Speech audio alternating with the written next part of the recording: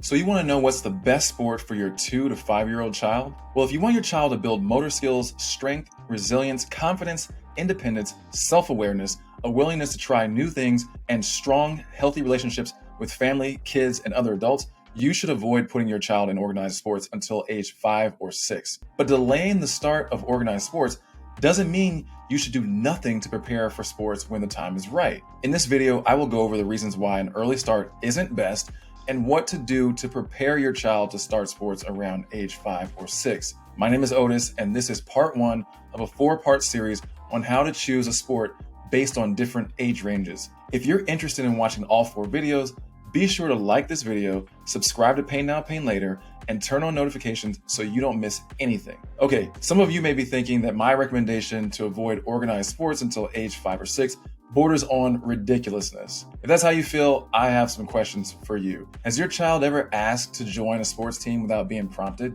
Probably not. Have they asked to do other play-related activities with prompts from you? Of course they have. They're constantly asking to play with you. Your kids want your attention and engagement, and research shows that playtime with and arranged by parents unlocks the physical, psychological, and social superpowers you desperately want for your kid. When the time is right, sports can enhance those superpowers that you develop in your kids, but you must lay the foundation for success first. And if you're worried that your child is going to fall behind the other kids who are joining early childhood sports programs, have no fear. There's no evidence that a head start in sports will give kids an edge over their competition.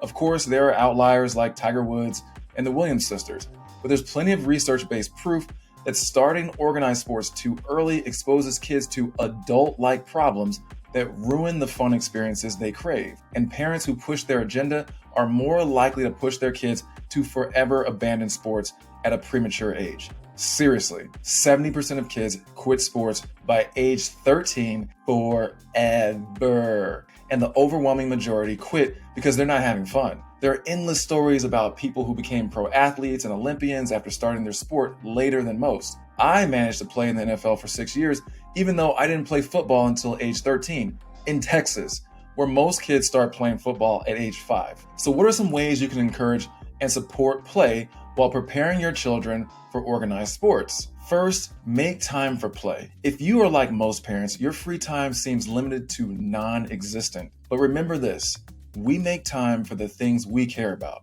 Have you noticed how your best friends make time for you and acquaintances are often flaky AF? You see your so-called friends having fun in pictures and videos on social media, but they seem to be incapable of finding time to fit you into their busy schedule. It's not a great feeling to know that you're not high on their list of priorities. We instinctively know how crappy that feels, but so many of us don't realize our kids feel the same way when we act like acquaintances. They see you talking to friends in person or on the phone. Shout out to the 3 people who still talk on the phone. They see you watching TV, playing video games, and enjoying me time. By the way, I absolutely love my me time, and everyone should have that, but I encourage you to block off we time with your kids. Schedule daily time to play, even if it's only for 30 minutes. But Otis, where am I gonna get an extra 30 minutes? Easy. You reclaim it from something else you regularly do during the day, or you add time to your day by getting up 30 minutes earlier or going to bed 30 minutes later. Second,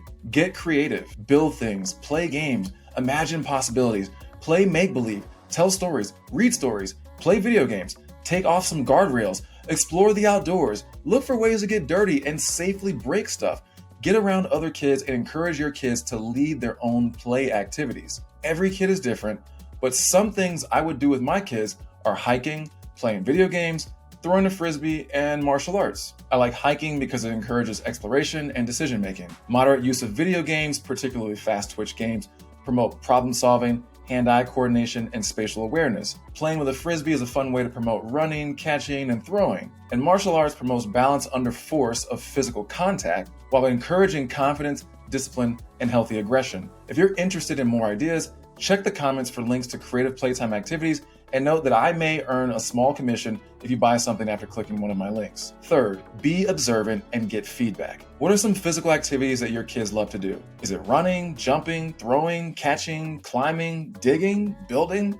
exploring, swimming, or something else. Expose them to all sorts of physical activities and pay attention to what brings them joy. Don't bother with assessing whether they're any good at those activities, but ask questions about what made those activities fun and make plans to do more of them. Fourth, sprinkle in some sports, but don't overdo it. Some physical activities naturally translate to sports, like putt-putt golf and swimming, but sports-related activities can be sprinkled into your playtime, like bouncing and catching balls or shooting wads of paper into drinking glasses. Just be sure to avoid turning it into a training session. Keep it light and fun, and don't make this the only type of playtime. Finally, ignore what everyone else is doing. I started Pay Now, Pay Later to promote parenting like an athlete. Do you know what great athletes do best? Ignore the noise and stick to a strong plan, even if it conflicts with what most people are doing. Chatty moms and dads full of helpful advice will pepper you with questions about your plans to put your kids in early childhood sports programs, but you're going to smile and say something cool like, "We're not doing all that. We're focused on playtime